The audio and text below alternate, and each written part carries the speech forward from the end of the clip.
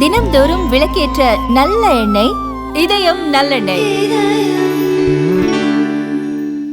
ஐக்கிய நாடுகள் சபையில் பாலஸ்தீன் பிரச்சினை குறித்து உலக தலைவர்கள் பேசிய போது மைக்கில் ஏற்பட்ட பழுது பலத்த சந்தேகத்தை ஏற்படுத்தியுள்ளது.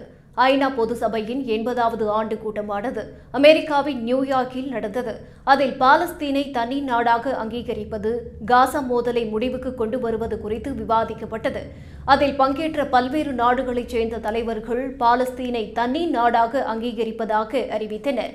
மேலும் காசா மீதான போரை மேற்காசிய நாடான இஸ்ரேல் உடனடியாக நிறுத்த வேண்டும் எனவும் வலியுறுத்தினர்.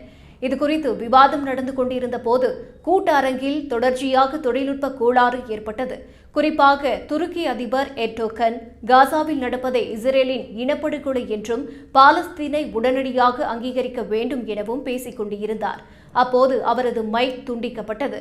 கனடா பிரதமர் மார்க் கார்னி பாலஸ்தீன் அரசை முறையாக அங்கீகரிப்பதாக அறிவித்த சில நிமிடங்களில் அவரது மைக் இணைப்பையும் துண்டிக்கப்பட்டது. இந்தோனேசிய அதிபர் பேசும்போதும் அதே போன்ற தடை ஏற்பட்டது. தொடர்ச்சியாக இவ்வாறு நடந்ததால் உலக நாடுகளின் தலைவர்கள் அதிர்ச்சியடைந்தனர்.